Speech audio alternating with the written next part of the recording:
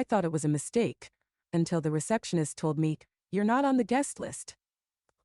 Still, I walked in and found my mother. She looked me in the eye and said, "There's no mistake. You were never invited. No outsiders allowed." Outsider? That's what she called her own daughter. So I left quietly, no drama, just pain. But moments later, my sister stood at the altar and asked, "Where is Anna?" What happened next shattered the wedding and revealed years of betrayal. This is how silence became my revenge and how truth changed everything. Anna Whitmore is my name. In the northern region of Chicago, I am employed as a nurse in a general hospital. Seasons modify the city view from the hospital windows, displaying various expressions all year long. Winter is my favorite season. The world appears slightly gentler when the city is blanketed with snow. I dragged my exhausted body back to my flat today after completing my 13-hour shift. My father's picture was on a little shelf that I saw when I opened the front door. 6 years ago, my father died of lung cancer. My chest is constricted every time I see his picture with that kind grin. I say, "I'm home, Papa," to his photo. There's no response as usual, but I sense his kind gaze is keeping watch over me. I momentarily halted my profession to take on the role of full-time caretaker for my father throughout his sickness. The emotional strain of caring for a family member was far more than I had anticipated, despite the fact that my nursing expertise was useful. I don't regret spending those last few days with him, though. One of my father's final words to me was, "Anna, you always put yourself last. You need to value your own life more." In retrospect, I believe he had a good understanding of my personality. I opened the fridge and used the microwave to reheat the leftovers from yesterday. Even though it's a straightforward dinner, it's sufficient for tonight. I recalled as I sat at the table that I had not returned my mother's call today. Since my father's passing, my mother Vivian has grown more critical and harsh, especially with me. She is, however, exceptionally indulgent with my sister Emily. Although there was balance when father was living, this preference has persisted from childhood. "It's different now. Why do you dress so cheaply, Anna? The pay of a nurse should surely cover something better." "Anna, you're starting to resemble your father in that you're stubborn and self-centered. Take Emily's advice. At least she is considering her future." There are always thorns in mother's remarks. She believes that everything I do is inadequate and incorrect. Her remarks occasionally brought me to tears, but I've become accustomed to them. Our connection is like that. I look at the mail on the table. Bills, commercials. I was hoping Emily would write me a letter. No. My sister hasn't communicated as much in the past few months. After graduating from law school, Emily is employed at one of the city's largest law firms. The majority of Emily's education costs were covered by my savings and father's insurance money. I made the decision to put my sister's future ahead of my own professional goals. I have no regrets. Emily is making her life amazing, which is what I want for her. I learned a few months ago that Emily and Daniel Hayes, a lawyer at the same firm, became engaged. I heard it from mother over the phone, not directly from her. Daniel and Emily are engaged. Isn't it amazing? He is our family's first success story. A bright young lawyer who graduated from a prestigious university. An implicit message was conveyed by mother's words, "Not you. I'm merely a nurse." In her eyes, I don't seem to be doing well. I've heard that wedding planning has started since the engagement announcement, but I haven't gotten an invitation. I initially believed there might be a mistake or a mail delay. However, my anxiousness increases as the days go by. I wanted to think that since I was family, I should be welcomed by default. "She's busy, Anna." When I finally worked up the nerve to phone and ask last week, mother's response was, "Wedding preparations are demanding." Emily herself has not been reachable by me. She rarely calls or leaves messages. It's because she's busy, I tell myself repeatedly. I grab my phone and check the last text message I received from Emily, which was sent 4 months ago. "Anna, thank you. It made me really delighted. Daniel enjoyed your gift as well. We should get together soon."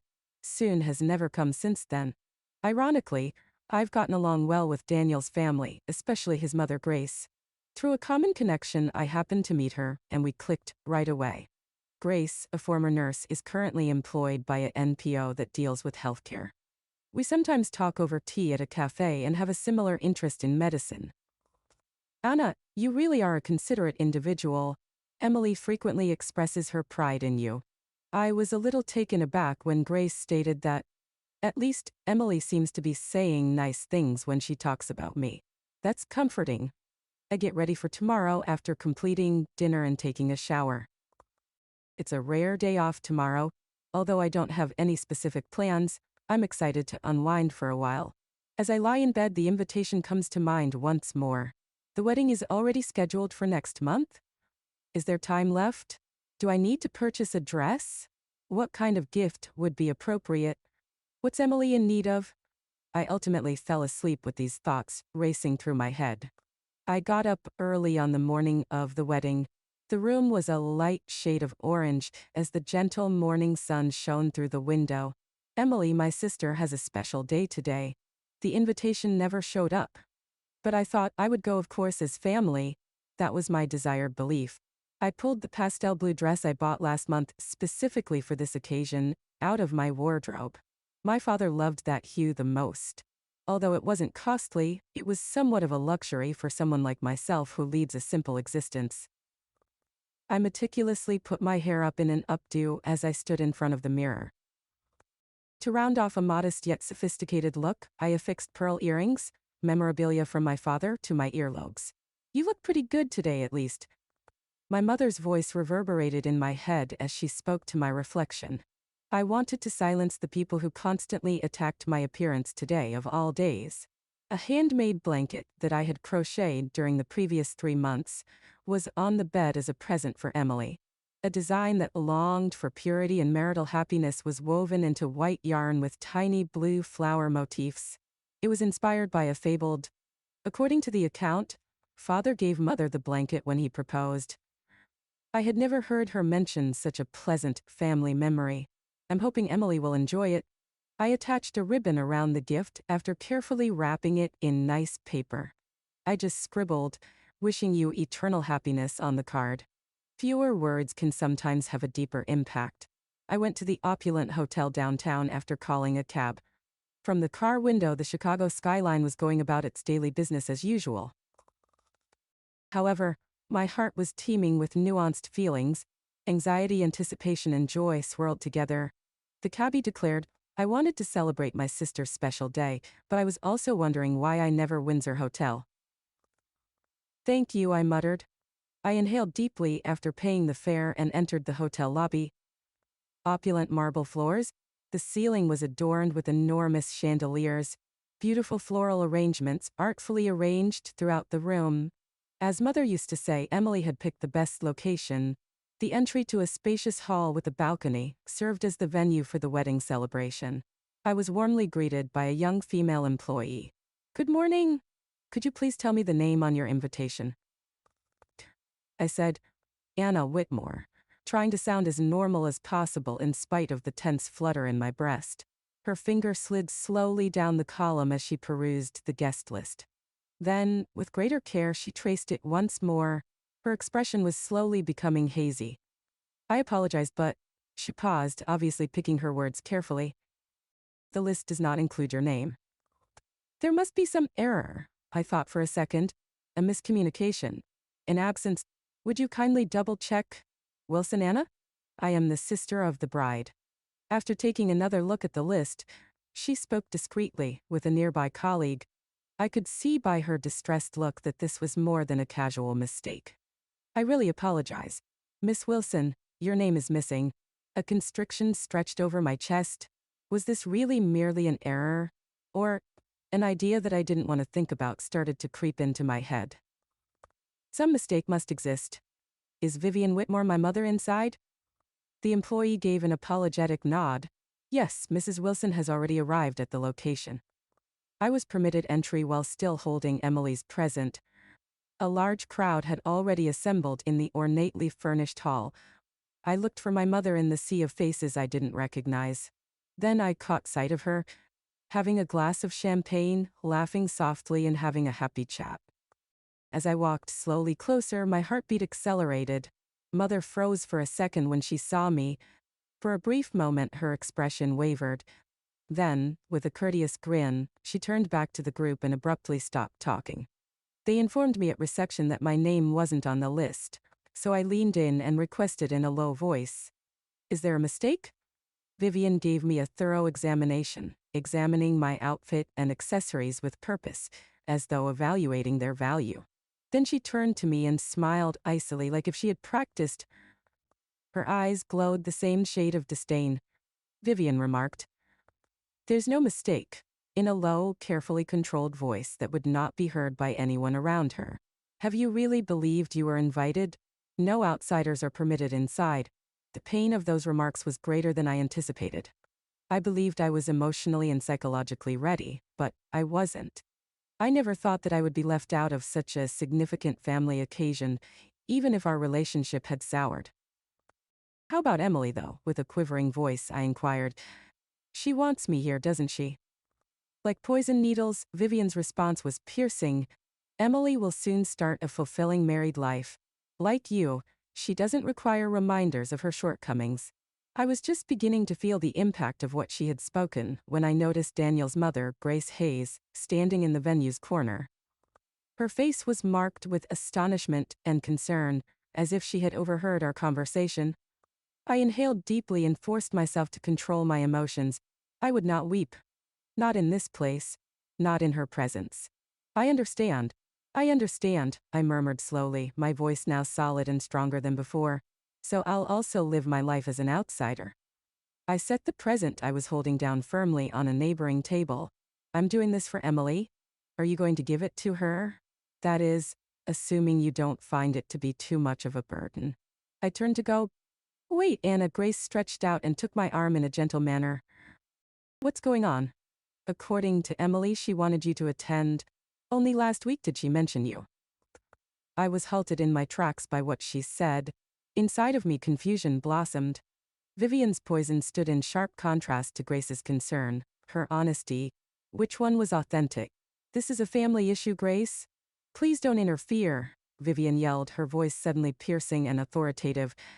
"It's okay, Grace," I murmured quietly, cutting her off before she could reply. "My sister's crucial day is today. I don't want to start any issues." I gave Grace a soft smile, squeezed her hand, and said in a whisper, "Thank you," even though it seemed like she had more to say. After that I departed. The sky was beautiful and expansive when I left the hotel, but I felt as though a storm was raging inside my heart. I called for a cab. I said I want to go home. Through the mirror, the driver gave me a quick look. He just nodded and started driving without saying anything when he saw the tears I was suppressing. In the meantime, the last phase of the wedding preparations had begun. The visitors started to take their seats as mellow music played in the background. The hall reverberated with the news that the ceremony had begun.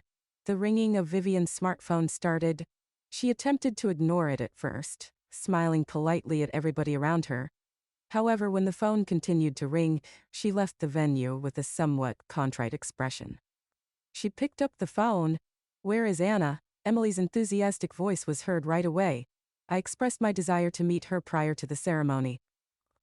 For a minute, Vivian could not think of anything to say. She answered in a hollow voice, "She didn't come." "What?" However, Grace claims to have seen Anna. She was present at the location. Vivian saw Grace speaking to Emily at that same time, her face grim. She was telling her the truth, and it was obvious. The ceremony had already started when Vivian came back into the hall. Emily was making her entry in a stunning bridal gown. But her smile wavered. Something was wrong. Her face was one of reluctance. Emily abruptly stopped as the priest went on. She surveyed the space. Then she got to her feet, obviously shaken. "Where is Anna?" There was silence in the room. She sounded confused and anxious at the same time. She looked stunning in her white bridal gown, but there was obvious sadness on her face. Daniel, the groom, sprang forward and frantically whispered, "Kate, what's wrong? Let's carry on with the ceremony." Emily shook her head and whispered, "Wait, Daniel. Anna isn't present. There is no sign of my sister." A faint mutter echoed among the visitors.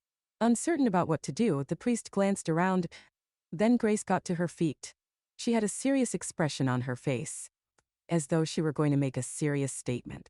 Emily, she said, carefully selecting her words as her gaze quickly shifted to Vivian. Anna was here, but she left. What? Emily's tone faltered. What are you saying? Grace inhaled deeply and went on, this time in a quieter tone. Anna was informed that the guest list did not include her name. She was denied entry to the location? Emily's face ran out of color. Her voice trembled as she turned to Vivian. What does this mean, Mom? My sister is named Anna? You took her name off the invitation list, but why? Vivian shrank a little as she realized how many eyes were on her. Her shoulders drew inward as her posture stiffened. She spoke in a low, guarded tone. It's your big day, Emily? As usual, Anna would have attempted to take center stage if she had arrived. I only wanted to shield you from that. She must always be the focus of attention. Emily's eyes came alive with rage. That isn't accurate, she remarked acerbically. Anna's jealousy of me has never been. She has never made an attempt to take anything from me. Even when I didn't deserve it, she has always been there for me. Vivian laughed. You simply aren't aware of her actual character. All I wanted to do was keep you safe. It got louder in the venue. The guests began to hum uneasily. Daniel's expression was confused as he looked at his parents. Grace was sitting next to Edward Hayes, who got up. Being a senior partner at the legal company, he was a tall, stately man who was used to commanding attention with few words. What does this signify? Although his voice was low, it was authoritative. We thought it would be a fortunate day when two families would unite. However, what's taking place right in front of our eyes is... He stopped, looking directly at Vivian. I never imagined that our children would grow up in such a family. I do not wish to associate with those that disregard their own. The hallway went cold. Like broken glass, a sudden acute tension descended upon the room. Emily's shoulders trembled as she put both hands over her face. She looked stunning and tragically depressed as the hem of her wedding gown splayed on the shiny floor. Daniel hurried over to her side and put his arm around her shoulders. It's all right. He took her shaking hand and spoke softly. I'm here for you. I'll give Anna a call. Emily took out her phone and dialed while crying. There was no response, but the ringtone reverberated softly. With a voice full of fervent hope, Emily whispered, She's not answering. Daniel gave her hand a squeeze. She is in pain. She requires time. Emily gave it another go. Nothing has changed. She raised her tear-streaked face and sighed deeply. She turned to speak to the guests, her voice calm yet gentle. Everyone, I sincerely apologize for how things have gone today. She took a moment to collect herself. There is something, in fact, that I was unaware of until now. Vivian's rigid visage and motionless body caught her attention. For months, Anna has been kept away by Mom. She wanted me to think that I was solely responsible for my achievement. But without Anna, I wouldn't be here now. Emily allowed her memories to surface while she was still clutching Daniel's hand. Anna's assistance with the tuition allowed me to go law school. She put Dad's needs and my aspirations ahead of her own career. She purchased me a suit for my first job interview and repeatedly rehearsed with me. The throng let forth a sympathetic murmur. Vivian turned red and looked down at the ground. Emily said, delicately raising the hem of her bridal gown, and this dress. When I was making my decision, I wanted to talk to Anna, but Mom said she was too busy. Her voice cracked. Her eyes began to well up with more tears. Grace moved forward and touched Emily's shoulder in a consoling manner. Anna is a really lovely person, she remarked quietly. She always talks about how much she loves you when we meet. How's Emily? She asks every time. Are things going smoothly with the wedding preparations? Emily's face continued to fall apart. With a trembling voice she muttered, I'm the worst sister. I assumed that everything Anna did for me was normal. As though he had made up his mind, Daniel moved forward. I'm sorry, everyone, he stated firmly, but we're delaying today's ceremony. The room was filled with a tidal surge of responses, including calm sighs, understanding murmurs, and screams of amazement. As they processed what they had just heard, the guests exchanged glances. We think that a real wedding can only take place when the whole family is present, Daniel added resolutely. This ceremony would not be complete without Anna, Emily's sister. With thankful eyes, Emily turned to face him. She gave his hand a firm squeeze. Thank you, she said quietly. Daniel's father, Edward Hayes, then onto the stage and spoke to the audience in a calm and earnest manner. Ladies and gentlemen, he began, we have reached this conclusion, even though many of you are coming from a distance. Please be understanding of our choice. Then, his face grim, he turned to face Vivian.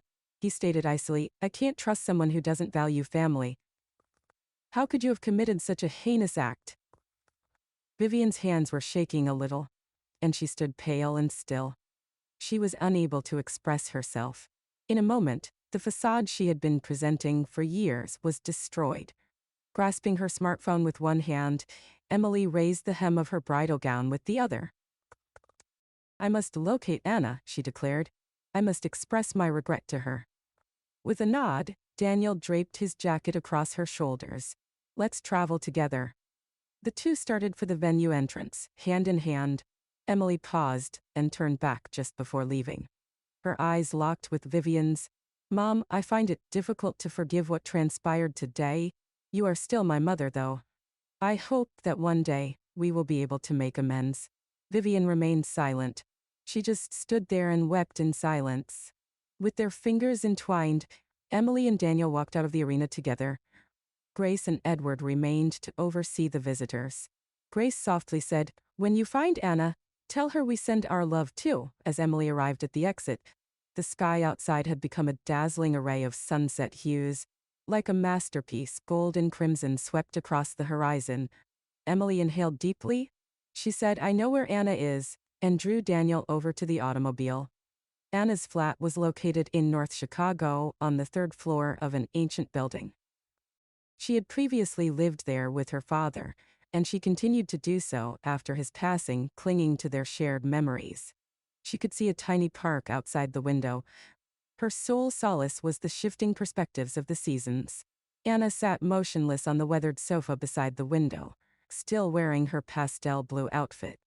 She ignored the incessant ringing of her smartphone. She just gazed out.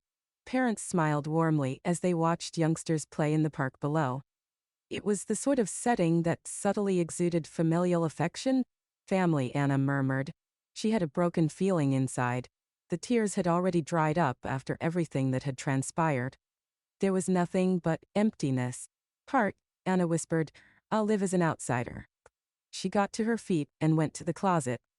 She had picked the pastel blue dress with love and hope, but suddenly it felt like a costume from another era. Knowing she would probably never wear it again, she took it off. At approximately 7 p.m., there was a loud bang on the door.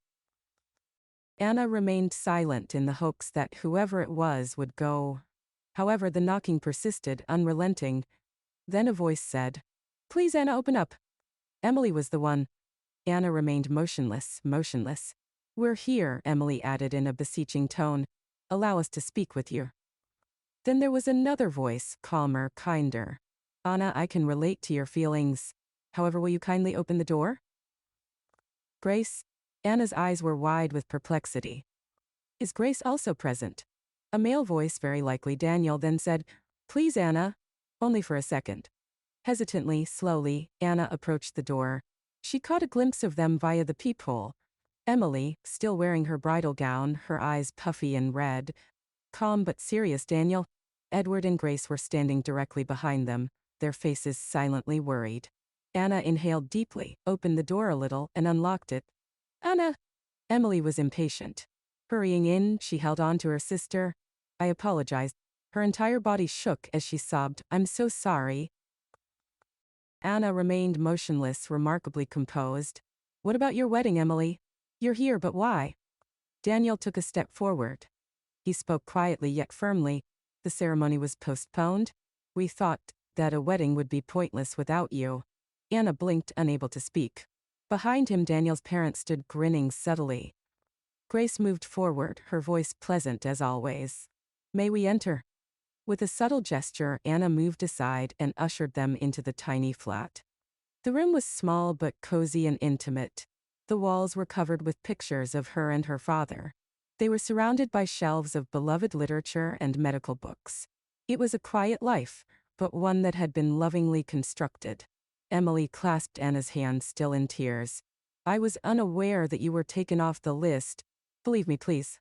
Only at the location did we discover the truth. Your mother removed your name, Edward continued. Although he spoke calmly, there was no mistaking the underlying rage. Anna took a seat on the couch, her voice level and her features flat. I'm not shocked. However, why? Emily inquired, genuinely perplexed. Why would she act in this way? Anna sighed softly, exhausted. You have always been more loved by Mom than I am. I was merely an annoyance. That is untrue, Emily spoke rapidly, her voice growing urgent. She went on, and there's something even worse. She took out her smartphone and rummaged through her messages with shaking hands. Mom has been lying to me about you for years, Grace informed me. Are you lying? Anna inquired softly. With the phone in hand, Emily exclaimed, Look at this. A series of old text messages, from Emily to Vivian, were shown on the screen. 2 years ago, one message said, Anna claims she is unable to attend your graduation. She has too much going on. We will celebrate ourselves alone, so don't worry. Anna's eyes got bigger. That is untrue. That day I requested time off from work. However, Mom informed me that you didn't want me to attend. Scrolling to another message, Emily saw Anna's birthday present. She hasn't sent anything. She's always too preoccupied with her own life, so don't worry. Anna's voice broke. I sent gifts each year. Anna's voice faltered as she said, I asked Mom to give them to you. For years, Mom had been deceiving Emily into thinking Anna was ignoring the family. Grace confirmed it in a low voice. Anna also gave me gifts and messages. They were withheld from you by your mother. She purposefully ruined your friendship with her. Devastated, Emily shook her head. What kept me from noticing? I ought to have asked Mom what she was saying. She grasped both of Anna's hands in hers and gazed solemnly into her sister's eyes. Tuition for law school. My first job interview outfit. Taking care of Dad while he was unwell. It's all because of you. However, Anna's eyes filled with tears. Anger, despair, relief, and love were all mixed together in a knot that had taken years to untangle, and she had never experienced such a wide range of emotions before. However, why? In a low voice she inquired. Why would Mom go to such lengths? Daniel, who had been silent, opened his mouth. I believe Vivian wanted to claim all the glory for Emily's accomplishments. Your presence posed a threat to that story. Emily whispered. She was crying when we left the venue. To be honest, though, I'm not sure whether I can forgive her. Not quite yet. There was a thick quiet in the room. Anna was deep in contemplation as she gazed out the window. The park below flashed with the dim glimmer of streetlights. Slowly then she lifted her face and looked at her sister. You're my sister. That won't ever alter. Despite being kind, her voice was powerful. It might take some time to forgive Mom for what she'd done. However, you are not at blame. Emotion filled Emily's eyes. She gave Anna another firm hug. For a long time, the two sisters clutched each other, as though they were attempting to restore the buried but unbroken tie. Daniel took a step forward and grinned softly. We would like you to attend our wedding, Anna. Naturally, the one that was postponed. For the first time in days, Anna smiled back at him. I would be overjoyed. Grace touched Anna's shoulder with a loving hand. She said sweetly, You're already a member of our family. No one will be able to keep you away once more. Edward gave a nod. We value family in our home. That is the most important thing. They spoke till late that night, bridging the gaps that had been created between them by lies and time. They thought back on the past. Anna talked about their happy times together, their father's memories, and Emily's early travels. Do you recall when Dad took us to the lake that summer? Anna asked with a gentle smile. Naturally, Emily chuckled. While you dived in to save me while I was on the verge of drowning. After that, Dad referred to you as our family hero, she continued.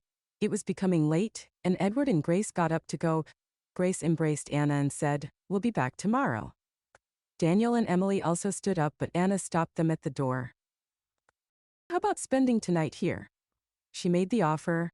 I'll get the sofa bed out. They looked at each other, grinned, and nodded. Emily and Daniel got married in a tiny garden the following Saturday. Only family members and close friends were invited. Anna would be the maid of honor this time, standing next to her sister.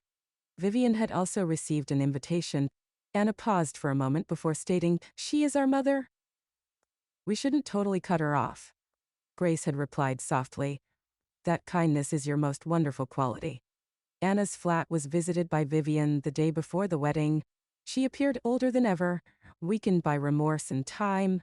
Her eyes were heavy with deep exhaustion. Vivian's voice trailed off as she started, "Anna." Anna replied softly, "Come in," and moved aside. She escorted her mom into the parlor. "I've finally come to apologize," Vivian stated. She spoke in a tiny, shaky voice. "I wanted to tell you, but I don't expect forgiveness." Anna was aware that Vivian had probably been convinced by Daniel's parents, who were worried that she might not be invited to her son's wedding either. Nevertheless, it was the first time her mother had apologized. Anna was honest when she replied, "It will take time. However, Emily's special day is tomorrow. For her sake, let us be at peace." Vivian gave a faint nod, her eyes sparkling.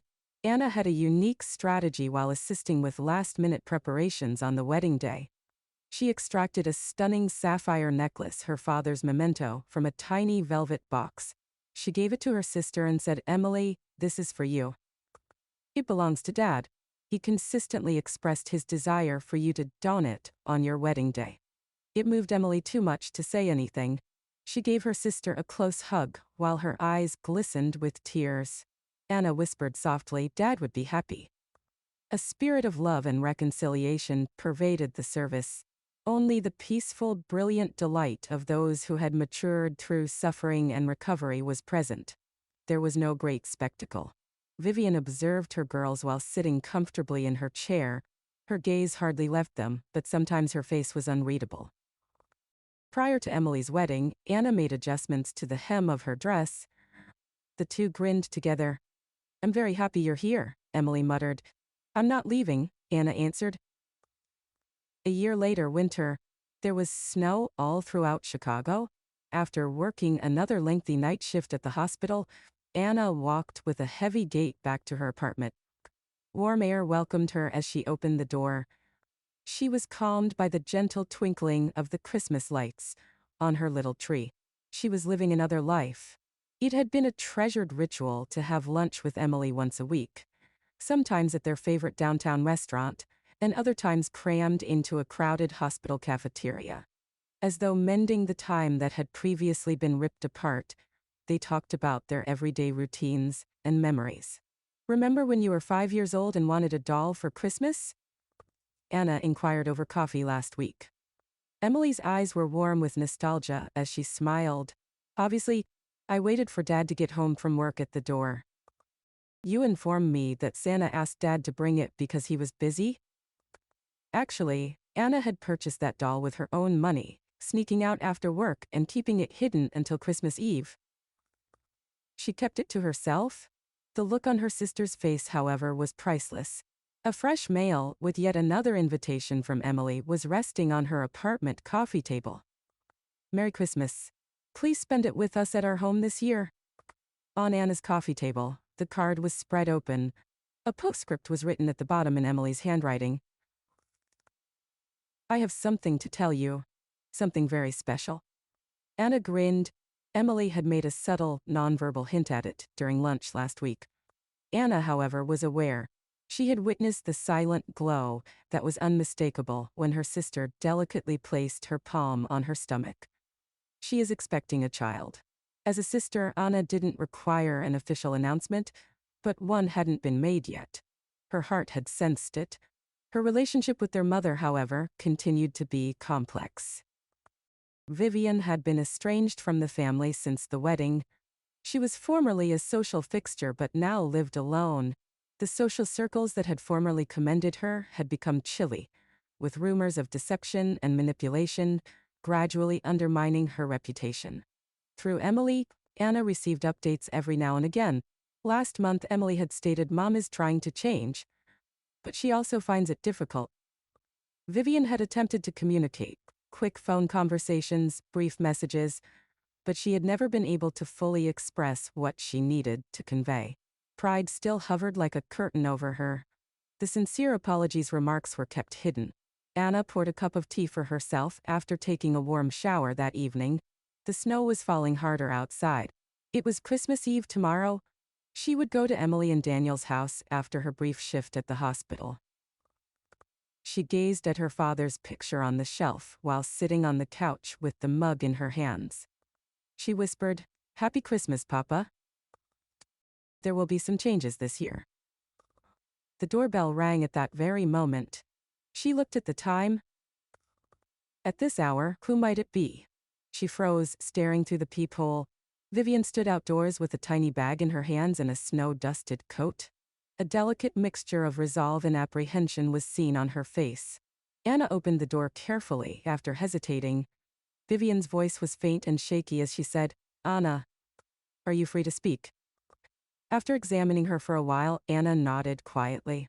"Enter. You must be chilly." Vivian brushed the snow off her coat and entered. She no longer had the poised appearance of a society woman, a weary elderly woman attempting to fix a broken object. Anna escorted her into the living room after grabbing her coat. "Do you want a cup of tea?" "Thank you," said Vivian quietly. With the exception of the soft clink of porcelain and the soft silence of the snow outside, the two women sat silently together. Several times, Vivian parted her lips to speak, then shut them again. At last, she took a deep breath and started, "I was a horrible mother, Anna. I sincerely apologize for causing you pain." Her eyes filled with tears. "I blamed people and rationalized my behavior for a long time. However, the reality is that I was mistaken." Anna quietly listened to her mother's comments while remaining still. With a quivering voice, Vivian remarked, "You always gave up something for the family. Taking care of your dad, covering Emily's school fees. Compared to me, you were a far superior dad." She continued, even if her voice cracked. "I was reluctant to acknowledge that. I was scared to acknowledge my own shortcomings." She set the little bag down on the table. "This isn't a present. It is something I ought to give back." Anna discovered a tiny jewelry box inside the purse. Her breath caught when she opened it. There were diamond earrings inside, which had belonged to their maternal grandmother. Vivian had said they were lost after their father passed away. Vivian lowered her face and murmured, "These are yours." "Them." "I sincerely apologize." They were silent for a long time. Anna then spoke, her tone calm but gentle. "It's not easy to forgive," she remarked. "Your remarks have wounded me for a very long time." She inhaled deeply. "However, maybe we can mend our friendship. One step at a time." In Vivian's eyes, a tiny glimmer of hope appeared. "Emily and Daniel's house is hosting a Christmas dinner tomorrow," Anna continued. "Are you coming?" Vivian seems taken aback. "Are you inviting me?" Anna gave a nod. "Because we're related." Then she gave a small smile. "In addition, Emily appears to have some noteworthy news." Christmas Eve. There was laughing, light, and warmth at Emily and Daniel's house. The air was heavy with the scent of pine and cinnamon. Edward and Grace were also present, assisting with last-minute preparations in the kitchen. Emily ran out to meet Anna as soon as she got there. "Anna, you arrived." "Obviously," Anna chuckled. "Oh, and Mom is also coming." After blinking in astonishment, Emily gave a gentle grin. "Really? That's amazing. Sit another spot, Daniel." Emily gave a call. Vivian came a few minutes later. She wore an attitude of gentle humility and held a few little gifts in her palms. In particular, the sight of Grace and Edward warmed her eyes. Grace gave her a cup of cinnamon tea and said, "Welcome.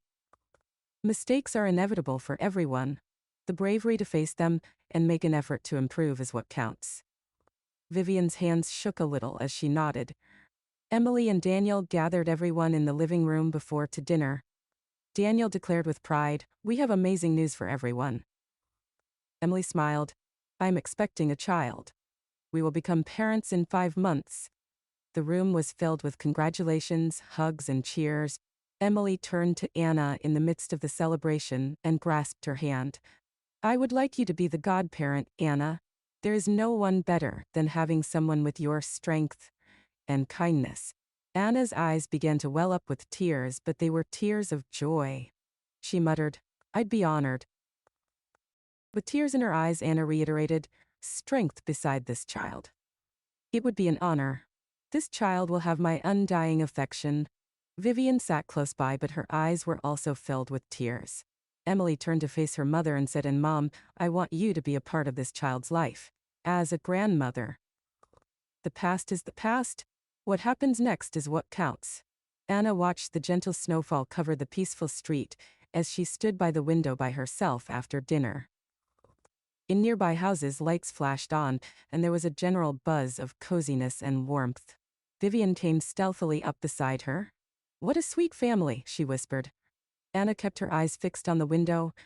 Thanks to everyone, she murmured softly. A family cannot function with a single individual. Vivian looked down. It's because of you, Anna. We were all reunited because of your generosity and consideration. With her dim reflection in the glass, Anna smiled softly. Perhaps, but it takes more than just being nice. It also requires making the decision to stick around even when it hurts. In the end, the cycle of resentment had been ended by Anna's love, patience, and quiet strength. What had appeared irreparable had started to heal. Not through radical transformation, but through consistent kindness. As her father had taught her, forgiveness had an incalculable power. After a long voyage, Vivian was starting to realize how deeply she had hurt people. She now worked hard every day to become a real mother, not the aloof character of the past, but someone who was present, kind, and responsible. It wasn't simple. However, it was her journey of atonement to gradually restore the family she had almost lost. Anna felt the weight of the occasion that evening when the entire family gathered for a memorial picture. She wrapped Emily in her arms. Daniel was standing next to her with pride. Vivian was silently included at the edge, beaming with Grace and Edward, finally present. Anna talked to her father in her heart. Papa, can you see? We've reunited as a family. In a different sense, but unquestionably a family. The snow was still falling softly outside. The scars from the past were still there. However, this restored family was gently illuminated by a new light of hope that was warm, steady, and gentle. Ultimately, healing, not rage, was the best form of retaliation. I made the decision to live gracefully, to mend what had been damaged, and to let my serenity speak louder than my suffering. Remember this if you've been deceived or ignored. Other people don't define your value. Establish limits, get stronger, and cling to the compassion that completes you. Sometimes choosing peace is the best course of action. You don't always need to fight to win. Has there ever been a time when you thought that forgiveness was more potent than retaliation? Leave a comment with your tale. Together, let's heal.